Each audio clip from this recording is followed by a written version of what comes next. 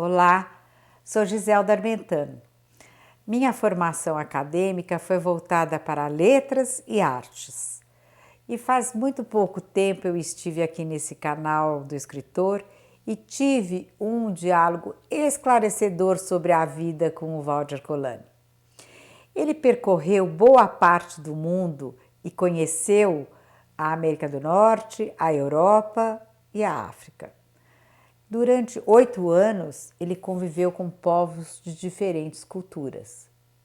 E o mais importante, ele compartilhou dos seus idiomas, suas tradições, seus valores e seus costumes. Eu voltei aqui com muitas perguntas para dialogar outra vez com o escritor, na esperança de que com suas descobertas ele possa esclarecer as minhas dúvidas. Olá, Valdir, tudo bem? Aqui estou eu novamente. Olá, Giselda. Seja outra vez muito bem-vinda. Valdir, na minha juventude eu estudei em colégio de freiras. Os meus professores, meus pais ensinavam a respeito de uma divindade poderosa, um ser supremo, criador do universo. Eu te pergunto, Deus existe?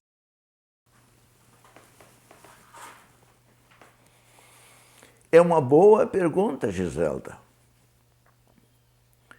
Platão, Pitágoras e outros grandes pensadores da antiguidade admitiam uma essência além das existências.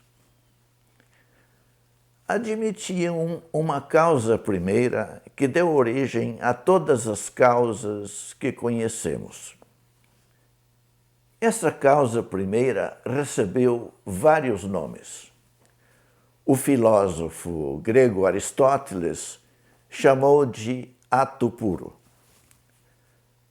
O apóstolo João chamou de luz sem trevas. Os místicos e metafísicos chamaram de o absoluto. O filósofo grego Demócrito chamou de átomo. Você me pergunta se Deus existe. Eu acredito num agente causante, sem defeitos, atuante, que move o universo. Por essa razão, vamos chamar esse agente causante de Criador ou Pai Celestial. Valdir, cada nação tem um nome para designar Deus. O judaísmo tem Elohim ou Jeová. O Egito antigo tem Atom. Os assírios têm El. O Islã tem Alá. O hinduísmo tem Brahma. As nações de Angola e Congo têm Zambi. A nação Queto tem Olorum. A nação Tupi tem Guaraci. E por que você escolheu chamar de Criador o Pai Celestial? Em primeiro lugar, é para tornar o nosso diálogo claro. Em segundo, porque o Criador é a primeira de todas as causas da qual as outras causas se originam. Assim como a semente dá origem à raiz, que alimenta o tronco, do qual surgem ramos maiores, os quais se interligam com ramos menores e formam o todo. O Criador é também chamado de Pai Celestial porque ele colocou o seu gene espiritual nas suas criaturas. No plano concreto da razão, é intrinsecamente impossível negar a sua existência. O que é razão? Por que usar a razão para confirmar a existência do Criador? A razão é uma ferramenta de raciocínio lógico. Ela permite usar a dedução para chegar a uma conclusão a partir de uma proposição. A razão ensina que é impossível haver um efeito sem que haja uma causa. Por exemplo, a escultura não pode existir sem a ação do escultor. A obra musical não pode existir sem a ação do compositor. A casa não pode existir sem a ação do arquiteto. Você, por exemplo, você não se criou a si mesma. Você é uma criatura criada. Logo, inevitavelmente, deve haver um agente causante, um criador responsável pela tua existência. Sabe, Valde, na minha infância, eu imaginava Deus como uma forma de figura humana. Era um ancião que tinha barba branca e permanecia sentado numa nuvem. Segundo os meus pais, era um Deus egocêntrico, que via tudo e que castigava quem tinha mau comportamento. Provavelmente, esse Deus era o Demiurgo, que foi inserido no Antigo Testamento pela influência de correntes filosófico-religiosas pagãs. A palavra vem do grego e significa aquele que trabalha para o povo. Demiurgo era um segundo Deus. No pensamento de Platão, ele seria o artesão que não criou o universo, mas deu forma à matéria. No Antigo Testamento, ele é descrito como justo, colérico, ciumento e vingativo. Como você sabe, Michel Mayor é um astrônomo e astrofísico suíço que foi ganhador do Prêmio Nobel da Física. Segundo ele, não há lugar para Deus no universo. Como é que você entende isso? Os cientistas, em geral, são ávidos de desvendar mistérios. Eles estudam moléculas, penetram na intimidade dos átomos e suas partículas. Contudo, o Criador não é uma realidade concreta, mas uma realidade abstrata. Portanto, não é possível entender o abstrato pelo mesmo método que entendemos o concreto. O concreto é conhecido por meio da observação externa, por meio de uma metodologia onde as teorias e hipóteses são testadas. Para o físico Albert Einstein, somente a intuição é capaz de aproximar o homem do Criador e o universo. Explica então o que é a intuição. Poderíamos definir intuição como a voz silenciosa que vem do nosso ser mais profundo. Ela é capaz de perceber por instinto ou ler entre linhas. É capaz de deduzir, antever ou pressentir um fato independentemente de análise ou raciocínio. A intuição pode ser responsável pela elaboração de uma hipótese que poderá ser ou não ser comprovada. E de onde vem a intuição?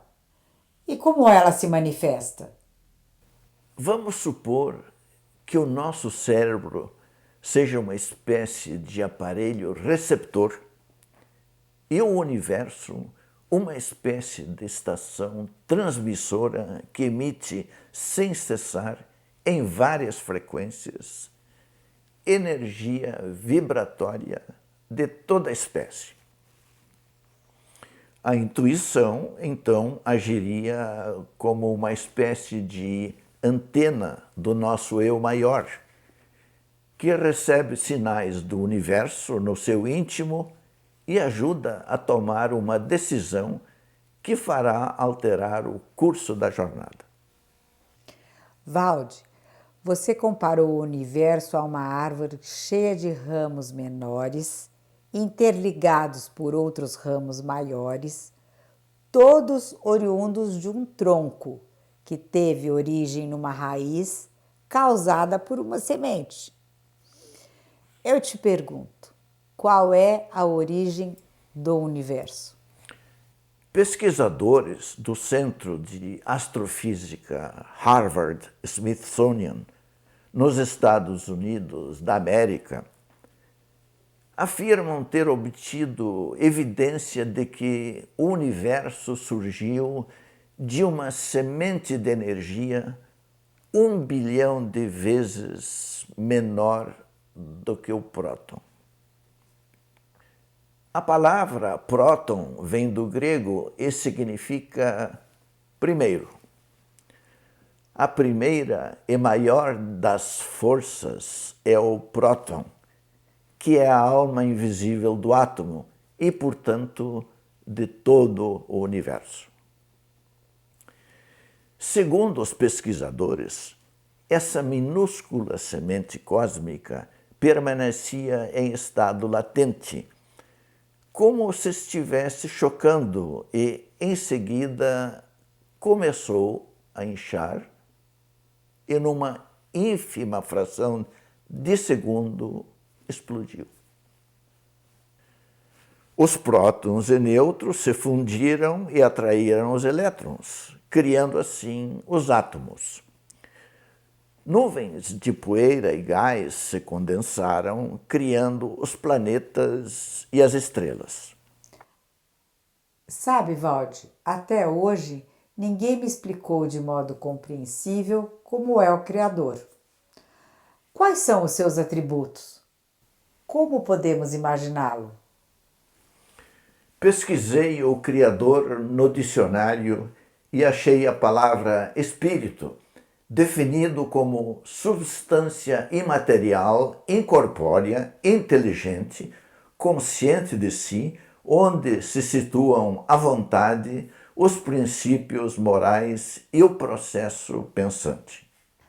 Valde, um assunto tem me deixado encucada desde a minha infância. No Gênesis, o primeiro livro da Bíblia, está escrito que o Criador fez o homem à sua imagem e semelhança. Como é que você explica isso? Para achar a semelhança, Giselda, precisamos recorrer a um postulado da física que diz: o que está na causa se manifesta no efeito. Esse postulado permitiu à ciência formular o princípio da hereditariedade, segundo o qual os filhos herdam as características dos pais. Isso significa que, partindo do efeito, nós podemos conhecer a causa. Ao estudar as características da obra, podemos conhecer o autor. Você quer dizer que ao estudar o homem, podemos chegar a conhecer o Criador? Isso mesmo, Giselda.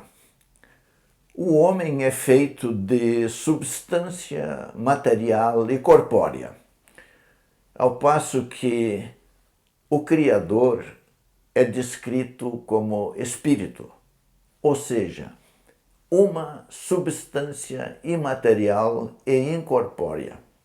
Logo, não há semelhança. Os princípios éticos do homem são flexíveis, transitórios e passíveis de corrupção. Ao passo que os princípios éticos do Criador são inflexíveis, eternos e incorruptíveis. Neste exemplo, também não há semelhança. Vamos então examinar o princípio pensante. O homem, como obra da criação, é um prodígio para ser admirado. Seu cérebro pensa, analisa, pondera e cria. Todas as coisas existentes no mundo material não são autocriadas. Antes que alguma coisa possa existir, a ideia deve existir na mente. Eu gostaria de saber como o princípio pensante age e como o homem expressa a sua criatividade. O homem cria por meio do poder da sua vontade. Antes de o arquiteto projetar a casa, ele precisa pensar, precisa ter uma ideia, precisa mentalizar todos os detalhes. Antes de escrever o livro, o escritor precisa pensar o enredo, mentalizar os lugares e os personagens. Antes de esculpir o bloco de mármore, o escultor mentaliza a forma da estátua. Portanto, antes de se tornarem realidade, todas as coisas precisam existir em pensamento. Valde, como é que você entende a vontade? Vontade é a energia que põe a criação em movimento. A vontade está situada no espírito. Por meio do poder da vontade, as ideias surgem e tomam forma. Sem o poder da vontade, nada pode existir. Nenhum pensamento pode se tornar realidade. E de que modo o homem e o Criador se assemelham? A semelhança está no processo pensante. O homem cria suas obras na sua mente finita do mesmo modo que o Criador cria o universo na sua mente infinita. Por meio da imaginação, o homem e o Criador pensam, têm ideias e criam. A criação, então, passa pela ação da mente, onde, graças ao poder da vontade, as coisas se realizam. Jesus de Nazaré disse: Eu e o Pai somos um, mas o Pai é maior do que eu. Eu te pergunto, é possível desfazer a união entre o Criador e a criatura? Entre o ser individual e o ser universal? Entre o Pai e o Filho? Como o homem foi criado à imagem e semelhança do Criador, é essencial que nele atue a lei de causa e efeito. Por causa da união entre os dois, o que está em um está no outro. Portanto, a separação entre o Criador e a criatura não é possível no plano objetivo do ser, mas ela é possível no plano subjetivo do querer. Como assim? Explica melhor. Com o surgimento da inteligência analítica, foi dado ao homem o poder de escolha. Isso quer dizer que, subjetivamente, ele pode se desligar do Criador, assim como o filho pode se desligar do pai biológico. O homem pode assumir uma atitude a favor do Criador ou contra. Ele pode concordar com o Criador ou agir como se não dependesse dele. Pode ainda se desligar do universo e se religar a ele. Por que o Criador fez o homem à sua imagem e semelhança? Tinha algum motivo especial? O que ele tinha em mente? Das criações realizadas conforme a vontade do Criador, A Terra é uma obra perfeita. É um ser vivo que dá tudo, nada pede e se autossustenta. O Criador vestiu a crosta terrestre com um manto verde. Semeou árvores frutíferas, criou pastagens e espalhou rebanhos. Criou rios de curvas sinuosas, cujos riachos irrigam o solo dadivoso. Elaborou leis naturais, fez a terra girar no seu eixo para que receba o calor do sol. Inclinou o eixo e fez a terra girar ao redor do sol para ter as estações do ano. Criou a lua para girar ao redor da terra e equilibrar a vida orgânica por meio das fases nova, crescente, cheia e minguante. Por fim, o Criador povoou a terra com diferentes raças e colocou no homem o seu caráter e atributos, tais como sabedoria, justiça, igualdade, tolerância, empatia, honestidade e altruísmo.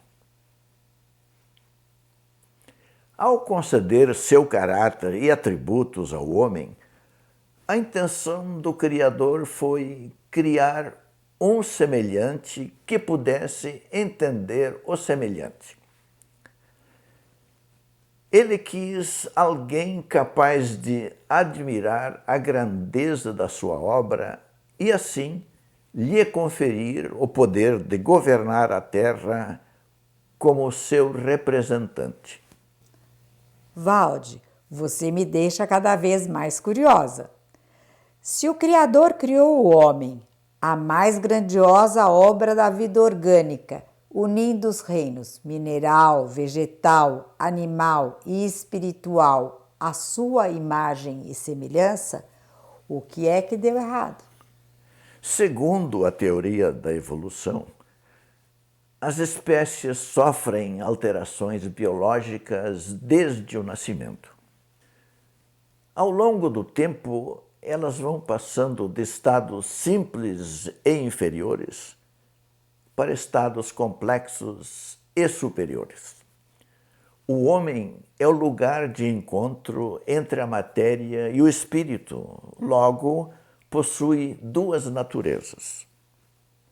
Ao mesmo tempo, ele é caos e ordem, é egoísta e altruísta, é razão e loucura, é selvagem e civilizado, é profano e divino.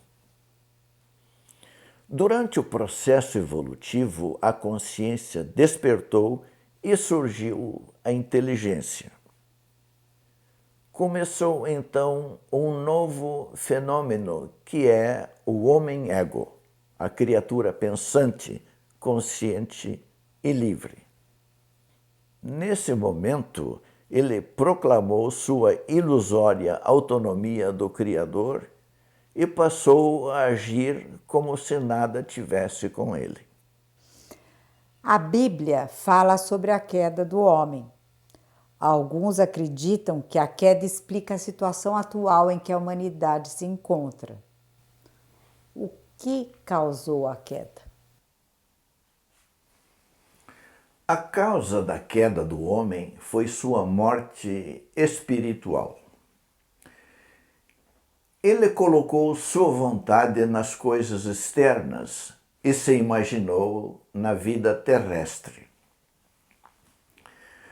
Como ser inteligente, colocou suas habilidades e reflexões a serviço do ego. Desde então, não parou de transgredir. Insiste em dominar a natureza externa, enquanto sua natureza interna permanece selvagem. Não respeita as leis que o Criador estabeleceu e viola incessantemente as leis que ele próprio elaborou. O homem-ego criou um sistema de consumo centrado no supérfluo.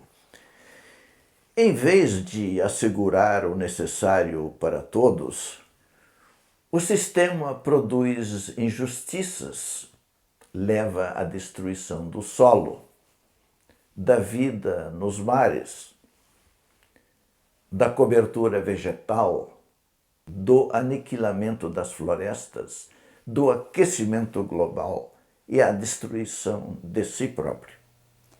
Valde, na parábola do filho pródigo, o filho retorna ao lar e o pai perdoa todas as faltas. Sendo um ser consciente e livre, o homem pode se reunir ao Criador e recuperar a imagem com a qual foi criado originalmente? Após a queda, o homem passou a ser portador de uma natureza corrupta que impossibilita a realização de qualquer bem espiritual. Ele traz consigo a imagem e semelhança do Criador, mas também traz as cicatrizes do transgressor. Mentalmente, moralmente, socialmente e fisicamente, ele mostra diariamente os efeitos. Para se aproximar do Criador, o homem deve possuir o necessário conhecimento de si. Deve ser bastante desenvolvido intelectualmente. Além disso, deve ser eticamente perfeito. Esse é o grande desafio. Procurar o inimigo dentro de si é assustador. Ninguém se sente confortável quando vê no espelho da consciência o pior de si mesmo. Entretanto, na parábola, o filho pródigo se arrepende de suas escolhas, retorna para casa e pede perdão. Não é assim? As transgressões mais graves são aquelas que não podem ser corrigidas. O propósito do arrependimento não é obter o perdão, mas se libertar dos defeitos que causam as transgressões. Se alguém pede perdão, mas ignora a possibilidade de consertar o defeito, ele não deve esperar um resultado positivo. Para identificar uma transgressão, a primeira atitude do homem é passar em revista todas as manifestações ocorridas no passado, isto é, todas as transgressões cometidas desde a infância. Após uma análise intelectual, o arrependimento surge e atenua a transgressão. O transgressor, então, passa por um renascimento, mesmo que a transgressão não possa ser desfeita. Valde, no Evangelho de João, no capítulo 3, Jesus diz: "Na verdade te digo que aquele que não nascer de novo não pode ver o reino do Criador." Como você entende isso? O homem de comportamento automatizado possui a vivência do externo e trabalha sempre com as informações provenientes dos 5 sentidos. O dinheiro é o seu tesouro. A beleza do corpo é a sua glória. A honra e o poder são as suas joias mais preciosas. O nascer de novo não significa que a pessoa estava morta e ressuscitou, mas a percepção de um novo estado de ser, o despertar para a espiritualidade. Quanto ao reino do Criador, ele é uma presença constante que está na natureza mais profunda do homem. Alguns têm consciência dessa presença, outros vivem na inconsciência. A não ser que renasça em espírito, o homem será incapaz de entender que possui o gene da criação, que ele está no Criador e o Criador está nele. Ao entender essa relação, o homem abre uma porta para a maior e mais fascinante vivência espiritual. Ele se torna um cidadão do cosmos em busca da perfeição. Sua pátria é o universo, sua família é a humanidade, o seu guia é a luz das estrelas. Há pouco você mencionou que somente o buscador intelectual eticamente maduro é capaz de se aproximar do Criador. Então eu te pergunto, de que modo a mente finita do homem pode chegar a entender a mente do Criador que é infinita? Segundo observações do filósofo grego Pitágoras de Samos, uma ordem com regras rígidas domina o universo por meio de relações matemáticas.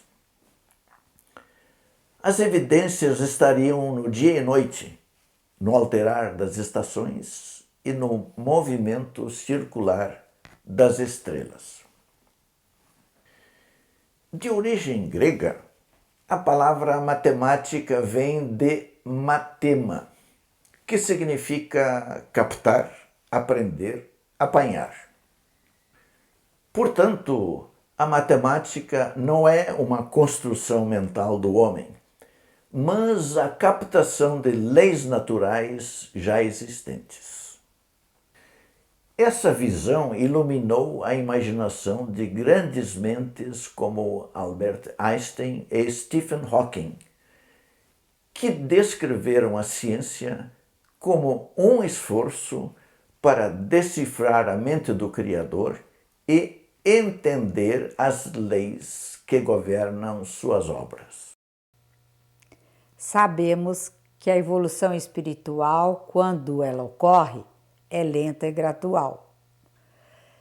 Algumas pessoas alcançam um grau de perfeição maior do que as outras, mas, de um modo geral, para a grande maioria, a mente do Criador permanece um mistério. Valde, para encerrar o nosso diálogo, eu tenho 5 perguntas para te fazer. Primeira, sabendo que o Criador existe, aonde buscá-lo? Sabendo que ele é espírito, como ele se revela? Como posso reconhecê-lo? Como posso me aproximar dele? E por último, como posso senti-lo? Giselda, vou responder tuas 5 perguntas contando a história das gêmeas Lina e Lena, deixadas na soleira da porta de uma casa. Os bebês foram acolhidos com amor e cresceram felizes. Aos 18 anos, enquanto Lina seguia sua vida despreocupada, um certo dia, Lena notou que a cor da sua pele era diferente. Ela questionou seus pais e ficou sabendo que havia sido adotada. Desejosa de conhecer as suas origens, Lena decidiu empreender uma jornada incansável à procura dos pais verdadeiros. Na busca, ela nada achou a respeito da mãe, mas alguém contou que seu pai era um artista plástico e suas obras podiam ser vistas no museu da cidade. Desde então, Lena passou a contemplar as pinturas do pai. Um radiante pôr do sol era o seu quadro favorito. Assim, Giselda, esteja aonde você estiver, quando se deparar com um radiante pôr do sol, faça como Lena.